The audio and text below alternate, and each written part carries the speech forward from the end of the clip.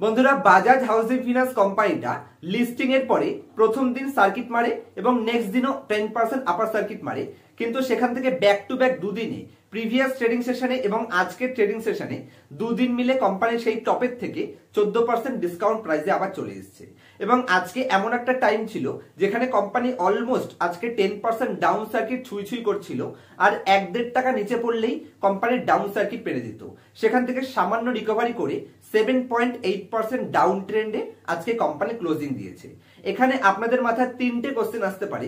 সবার প্রথমে, যাদের কোম্পানি অ্যালটমেন্ট হয়েছিল বড় প্রফিটের পরে সেখান থেকে এই যে 14% কোম্পানি টপের থেকে ছেড়ে দিল, এখানে আমাদের কি এক্সিট প্ল্যান করে নেওয়া উচিত? অথবা যাদের লং টার্ম ভিউ রয়েছে, এই যে 14% ডিসকাউন্টে রয়েছে, এখানে কি আমাদের আরো কিনে কোম্পানিটায় এক্সপোজার বাড়িয়ে অ্যাভারেজ আউট করে নেওয়া উচিত কিনা? অথবা যারা এখনো কেনেনি তাদের কি এই 14% ডিসকাউন্টের জন্য কোনো ফ্রেশ ভ্যালু বাইং অপরচুনিটি হিসেবে কোম্পানিটাকে লং টার্মের জন্য ইনভেস্টমেন্ট প্ল্যান করা উচিত কিনা, সেই প্রত্যেকটা পয়েন্ট A to Z আপনাদের প্রেজেন্ট করার চেষ্টা করব খুবই শর্ট ভিডিওর মাধ্যমে।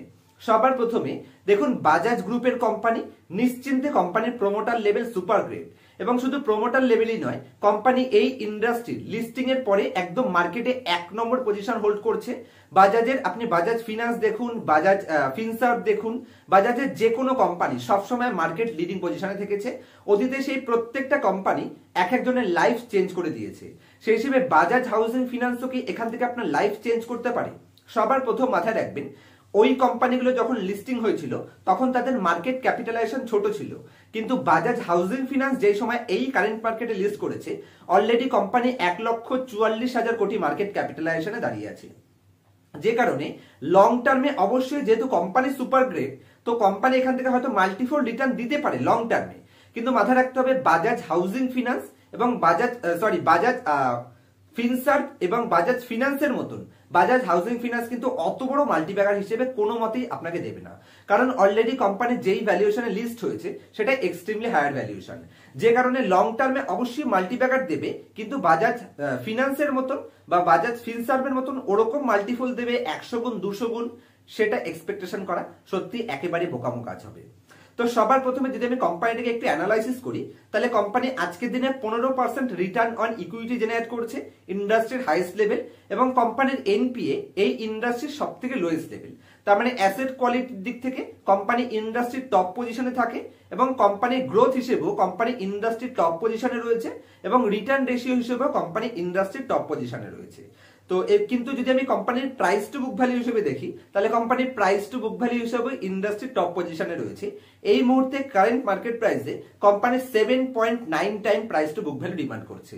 আর এনবিএফসি কোম্পানি এমনিতেই বাজাজ গ্রুপের কোম্পানি একটু হাই ভ্যালুয়েশন দাবি করে, কিন্তু তার মানে এই নয় যে আপনি 10 টাইম 12 টাইম যত খুশি প্রাইস টু বুকে ট্রেড করবেন। মিনিমাম যদি আপনি এই কোম্পানিটাকে 6 time price to book, actually 6 time price to book একটু হাই হয়ে যায়, তাও যেহেতু কোম্পানি সুপার গ্রেড, যদি কোনো কারণবশত 6 টাইম প্রাইস টু বুকের আশেপাশে কোম্পানি পেয়ে যাচ্ছেন, তবে অবশ্যই সেটা আপনার জন্য ভ্যালু বাইং অপরচুনিটি হতে পারে। তো আপনি 6 টাইম প্রাইস টু বুক বের করবেন কি করে? কারণ বিভিন্ন প্ল্যাটফর্মে যদি আপনি এই কোম্পানিটার ফান্ডামেন্টাল অ্যানালাইসিস করতে যান, তবে দেখতে পাবেন অনেক প্ল্যাটফর্ম হয়তো আপনাকে প্রাইস টু বুক রেশিও দেখাবেই না। সেক্ষেত্রে আপনি নিজে থেকেই ক্যালকুলেশন করে নিতে পারেন। দেখুন, যে কোনো কোম্পানির বুক ভ্যালু আমরা কি করে বের করি?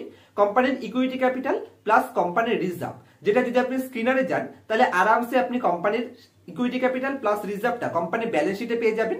তো ব্যালেন্স শিট থেকে ওই দুটো যোগ করবেন, যোগ করে আপনি কোম্পানির টোটাল যে মার্কেট ক্যাপিটালাইজেশন রয়েছে সেটা দিয়ে যদি আপনি ভাগ করে দেন, তাহলে আপনি ইজিলি কোম্পানির প্রাইস টু বুক রেশিও পেয়ে যাবেন। সেই হিসেবে কোম্পানি 8 টাইমস এর আশেপাশে প্রাইস টু বুকে ট্রেড করছে, যেটা কোনো মতেই ফিনান্স কোম্পানির জন্য বা ব্যাংকিং কোম্পানির জন্য কোনো মতেই রিজনেবল ভ্যালুয়েশন তো বলতে পারবো না, বরঞ্চ একটু হায়ার লেভেলের ভ্যালুয়েশনে রয়েছে। কিন্তু মাথায় রাখবেন, যদি আপনার লং টার্ম ভিউ থাকে, যদি একমাত্র আইপিওতে আপনার অ্যালটমেন্ট হয়ে থাকে, তবে অবশ্যই আপনাকে হোল্ড করা উচিত বলে আমি মনে করি। দেখুন, রিটেল ইনভেস্টররা যখন মার্কেটে এন্ট্রি নেয়, তারা নিজেদের লং টার্ম ইনভেস্টর বলে। যেমন আমি প্রিভিয়াস ভিডিওতে ডিসকাস করেছিলাম যে বাজাজ হাউজিং ফিনান্স আমি নিজে সেল করব না, আমি ধরে রাখবো, কারণ আমি লং টার্মের ভিউ রাখছি। তারপরেও আজকে আমার কাছে প্রচুর কোশ্চেন আসে যে আজকে কোম্পানিটা এক্সিট করে দেবো কিনা। যদি আপনার লং টার্ম ভিউ থাকে, তাহলে এই 10%, 15% বা 20% কারেকশনে আপনার কোনো চিন্তা করা উচিতই নয়, বিশেষ করে যখন আপনি ইন্ডাস্ট্রির মার্কেট লিডিং কোম্পানি ধরে বসে আছেন। কারণ 15% কারেকশন যে এক্সপেকটেশন থাকতেই পারে।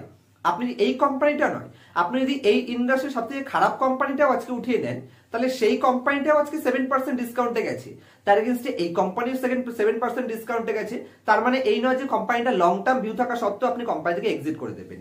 দেখুন যেহেতু কোম্পানি 40% গ্রোথ করছে, তাহলে প্রত্যেক বছর কোম্পানি 40% এই ভ্যালুয়েশনে যদি থাকে 40% করে কোম্পানি সস্তা হয়ে যাবে, যে কারণে ধীরে ধীরে কোম্পানি আপনাকে অ্যাভারেজ, আমি যদি ধরি অ্যাভারেজ রিটার্ন মোটামুটি 15 থেকে 25% মতন কম্পাউন্ডিং রিটার্ন এই কোম্পানি আপনাকে দিয়ে যাবে। ততটা পোটেনশিয়াল তো আমি কোম্পানির মধ্যে দেখতেও পাচ্ছি, হায়ার ভ্যালুয়েশন থাকলেও সেই পোটেনশিয়াল কোম্পানিতে রয়েছে। তবে এখানে ফ্রেশ ভ্যালু বাইং ইনভেস্টমেন্টের কোনো ভ্যালু কোম্পানির মধ্যে নেই, মানে রিজনেবল ভ্যালুয়েশনও কোম্পানি একটু হাইয়েস্ট লেভেলে আছে, যে কারণে ফ্রেশ ইনভেস্টমেন্টের কোনো মতেই সাজেশন দেবো না। লং টার্ম ভিউ যদি থাকে, আইপিও তে পেয়ে থাকেন, আবার রিপিট করছি, অবশ্যই ধরে রাখবেন রিটেল ইনভেস্টর এন্ট্রি নেওয়ার সময় নিজেকে লং টার্ম বলে, কোম্পানি 15% পড়ে গেলে তারাই কোম্পানি থেকে স্টপ লস বুক করে বেরিয়ে যায়।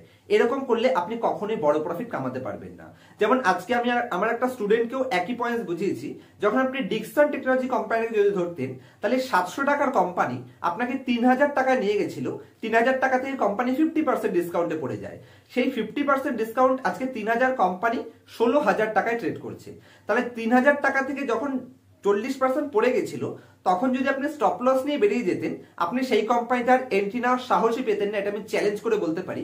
আজকে সেই কোম্পানির সেই লেভেল থেকে অলমোস্ট 10 গুণের বেশি রিটার্ন দিয়ে বসে আছে, যে কারণে যে কোম্পানিতে লং টার্ম ভিউ আছে, কোম্পানির ফান্ডামেন্টাল সুপার গ্রেট রয়েছে, লোয়ার ভ্যালুয়েশনে আপনার আইপিও তে অ্যালটমেন্ট রয়েছে, তাহলে চুপ করে ধরে বসে থাকতে হবে।